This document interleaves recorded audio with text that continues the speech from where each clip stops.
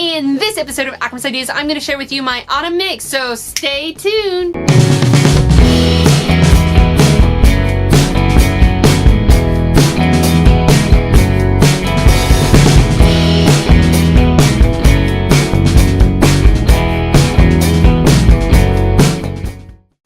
Hello and welcome. I'm Akram Tagavi-Burith, and you're watching Akram's Ideas, bringing creative and crazy ideas to life. In this episode of Akram's Ideas, I'm going to share with you my autumn makes. Yes, it is already December. This is the first week of December, and I thought I would share with you everything that I've made throughout the autumn. So everything from September through November. If you watched my autumn plans video, you will see that I got some of the stuff that I said made, and some of the stuff, as always, did not happen. It's been a very busy autumn, especially November is always extremely busy as we're wrapping up the semester. Pretty much all of the regular coursework takes place before the Thanksgiving holiday, and when students return, it's usually time to get into review mode for the finals or work mode for the final project, because they really only have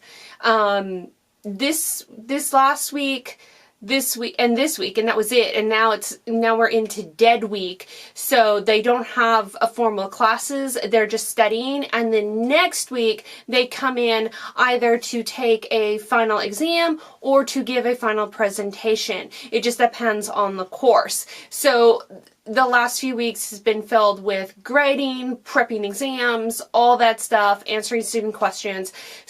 While I had hoped to do a lot of sewing catch-up during the Thanksgiving holiday, that did not happen. Obviously, there was events to go to, family get-togethers, so that took up some time.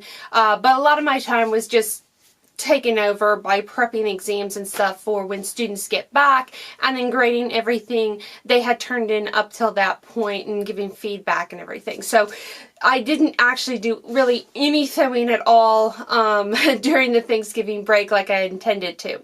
Despite that, I still feel like I got quite a bit of things done in autumn, and with that said, let's get into it. So I'm just going to kind of chronologically go through all the things that I made in the autumn, and like I said, that covers September through November. And the first thing was the pomegranate top from Activia Patterns.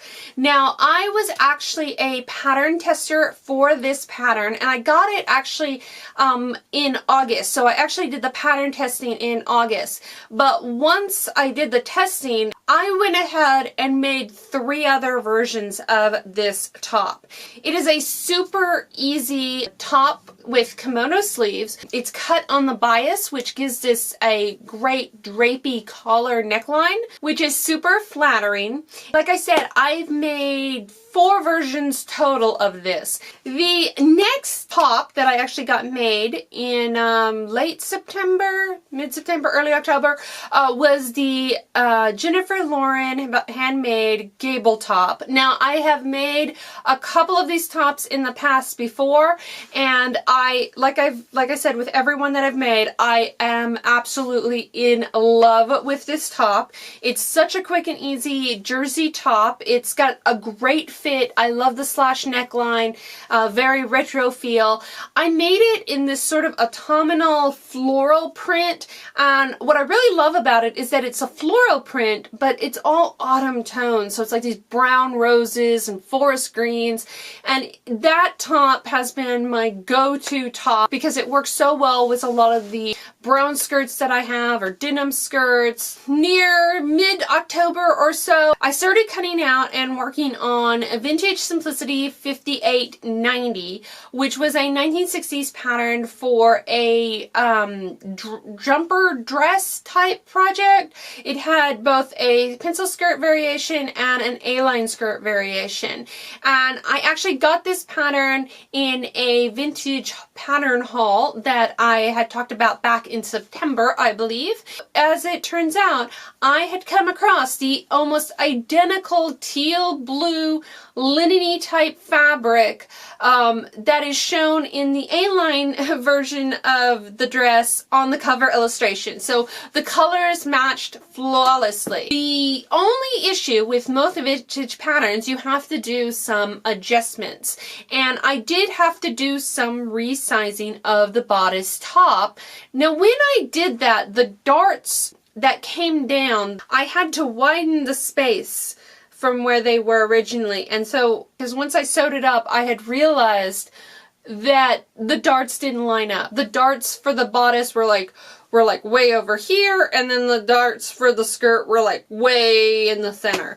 And so it just frustrated me to no end that after completing the whole project, I basically like put it in the back of my closet and didn't even bother because I was like so angry with how it turned out. But then later on, once I added a store-bought belt to it, didn't really notice the darts weren't lined up. In fact, more people complimented on what a lovely color the dress was, rather than even noticing that anything didn't line up. One of the things that I said that I really wanted to make in my autumn plans video was a series of novelty gathered skirts. I had some novelty fabric that I knew would be perfect for autumn, as I wanted to add more autumnal colors to my wardrobe. So in total, I made actually 3 gathered skirts. Really easy. I didn't even use a pattern. I just cut 2 rectangles, whatever length, whatever width of the fabric that I had. I just cut them into 2 straight rectangles.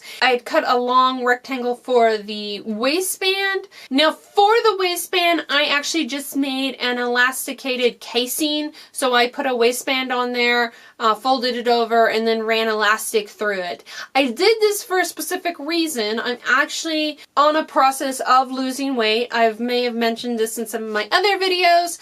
I didn't want to make a bunch of stuff that wasn't going to fit. So the elastic waistbands allow me to go back in if needed and to take in. I've made the birdhouse version that had these beautiful little birdhouses on it, which in these muted colors, it just looks so festive for autumn. I also made one with these beautiful little pumpkins on it, and that one worked really great because I was able to wear it not only through the Halloween season, but on into Thanksgiving. The last one that I made was the Columbus Day print. Now, I made the skirt and discovered that I had just enough fabric left over to make a bodice top. I realized that I only had enough for the front half of it. So I ended up taking some strap fabric that I had that had the same color tones and using that for the back of the bodice. And I think it adds a little bit interest to the outfit when I wear it together, and it pretty much looks like a dress when I pair it with a belt and everything.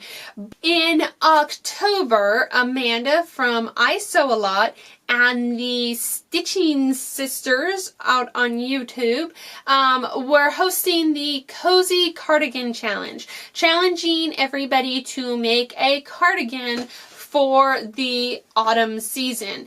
I ended up actually making the slouchy cardigan from In the Folds patterns. This is a free patterns through Peppermint magazine. Now October was kind of rough because I actually ended up getting like the stomach flu, and it just went all the way through Halloween. I didn't even get to enjoy Halloween or anything, and I ended up finishing the cardigan like on Halloween Day, which was the last day to post it. I still had like some hemming or something to do, I can't remember, but I got it all done. But it'd been sitting on the sewing table for like a week while I was sick. So I did get that done. I'm really happy with it. It's my office cardigan, as I call it, because it's just there in my office when I get chilly. The next thing that I made was the chestnut sweater from Coco Waha Crafts. I'm wearing my first version of this top right now. It's got the lovely don't know if you can see the lovely bow back on it, the bow tie back. I made the sweater version, which is the sort of cropped version with the bottom band and the cuffs, and I made this version out of some sweatshirt material, which I absolutely love. This version I actually like wear all the time when I just want to get cozy at home. I'll wear it with a pair of jeans, or I have another make, Simplicity 8019. I made a purple skirt version of that pattern that I wear with this all the time because they match so fabulously together. So I made this version of the chestnut sweater, and then I turned around and made a version with a polyester stretch fabric in a champagne colored with like pearl spots over it. It is so beautiful. I have an ivory bow that I used for the back of it. It is just a lovely, lovely top. Alright, we're nearing the end now. So the other items that I actually made in autumn was Simplicity 8019, which is a 1970s reproduction button-down skirt pattern. It's sort of an A-line skirt that is a that has 6 panels and then has buttons all the way down. Abby from the Crafty Pinup actually did a stitch-by-stitch video for this particular pattern, which I really suggest you guys take a look at if you're interested. But I made this pattern, and I made it for the 1 week 1 pattern challenge, and I'd already made 3 of them before I even thought about making it for the challenge.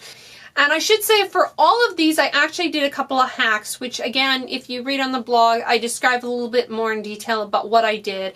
But I added side seam pockets to each one, and I added belt loops to each one. Now, I made one in a chambray denim one, which was the first version. And then the next one was the purple one that I was talking about, which it almost looks like a chambray in a sense, only it's purple. And then I made one in a beautiful butter colored corduroy. So I made the buttered corduroy one, and then I made one in sort of an olivey green fabric, and then I made one in a orangey, rusty orange color, and then I made one in a brown corduroy. Unfortunately, I don't have pictures of those, and I didn't actually post them for the 1 week 1 pattern challenge. This last week has been crazy because we've been trying to get everything in classes done, and I never even actually finished the red corduroy run that I had planned. So I didn't actually even get to all 7, but I will eventually get there because I've already planned to cut the red corduroy one out. So that's going to kind of end up in my December mix, and hopefully I'll be able to take some photos of the orange, green, and brown ones since I didn't get to do those. The last thing that I made for autumn was Simplicity 8446, which is just a very basic circle skirt. I could have probably made a circle skirt on my own, but I ended up getting this pattern for my birthday haul when Joann's was having Joann's or Hobby Lobby, one of them was having a $1 pattern sale. So I ended up getting this pattern, and I made a circle skirt out of the champagne and pearl spot fabric because I had a ton of it left over after I made my chestnut sweater. And I was hoping that I would because I wanted to make a matching skirt for that. And one of the reasons is that colored fabric, it almost has this golden sparkle to it that I thought it would look beautiful as a dress, but I really wanted it as the chestnut sweater. So I made the circle skirt to go with it, and it makes the best holiday dress because the chestnut sweater is so kind of cozy and comfy, but then when you pair it with this kind of flowy circle skirt, it looks instantly stylish and classy. So you can be stylish and comfy at the same time, which I think is a great scenario to any outfit. As for the circle skirt itself, I did a really easy, it's just 2 pieces, you sew them together. The pattern actually includes side seam pockets, which is fantastic because I will put pockets in every single skirt that I make, regardless if the pattern comes with it or not. The only other thing that I did is that I made sort of my own waistband scenario.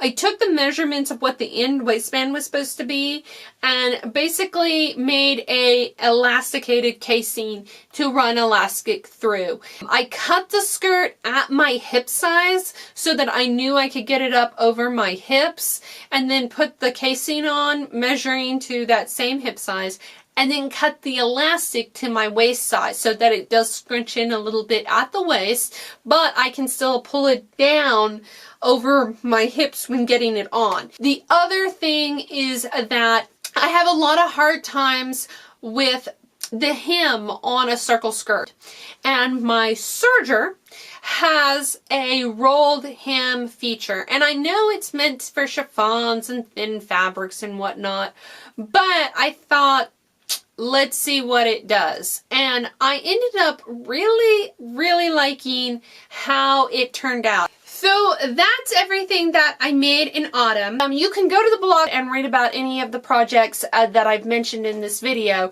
Now, if you think back to my autumn plans, there were a few things that did not get made. One was Vogue 1083, which is the swing coat. Now, like I said in my autumn plans, I've cut this pattern out, half of it sewn together. It was lost in the move or packed up when we moved, so it's been cut out since 2015. That pattern will get made. It's on my list. I just didn't get around to it because I really want to be diligent and actually do a good job on it, and to do that I need like a full day to work on it. And all the other projects that I've mentioned, I kind of just worked on a little bit here and there when I had time. So I want to dedicate like a full day's time to do that coat. Not to mention that we've been having like 70-degree weather in November, so it hasn't been really a necessity to wear a coat at all. So it hadn't been like, oh, I gotta wear it before it gets too cold, which it'll probably get too cold anyways because Oklahoma weathers is crazy. But I'm hoping that over the winter break that's going to be getting made and it'll be done. Finally, it'll be done. And so stay tuned for that. I'd love to hear in the comments below what you made this autumn season. I hope you've enjoyed this episode of Akram's Ideas, and if you did, be sure to give us a big thumbs up. Don't forget to follow Akram's Ideas on social media and subscribe to our channel. Thanks for watching!